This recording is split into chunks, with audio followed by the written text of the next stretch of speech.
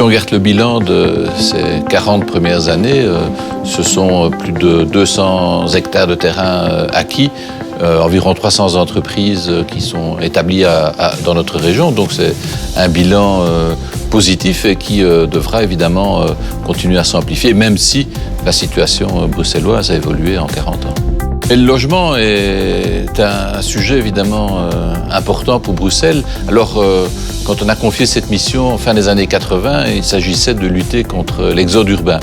Aujourd'hui, il s'agit plutôt de faire en sorte que des Bruxellois, face à ce boom démographique, parce que la situation a évolué, on perdait des habitants, on en a beaucoup plus aujourd'hui, puissent trouver des logements à des prix qui restent abordables, acceptables pour leurs finances. Donc là, il y aura vraiment un enjeu, c'est allier finalement, et CityDef en est le bon exemple, deux fonctions qui pourraient apparaître comme contradictoires ou concurrentes, à savoir l'entreprise et le logement, et de faire en sorte que ça s'harmonise dans notre région.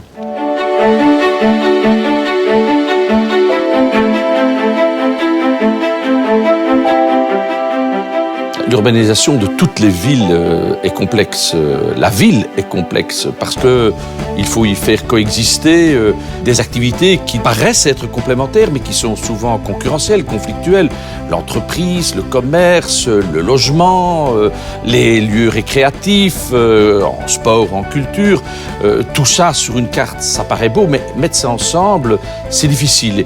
Et depuis 40 ans, CityDef a cette mission de favoriser l'implantation d'entreprises en ville. Et là aussi, la mission change parce que les besoins changent. Il y a 40 ans, CityDef était confronté à d'autres missions par rapport à l'accueil d'entreprises. Aujourd'hui, la recherche est vers l'innovation, la créativité, je ne dirais plus l'industrie, la créativité, mais aussi des entreprises qui sont pourvoyeuses d'emplois. Voilà des défis de demain qui seront difficiles, mais qui sont excitants.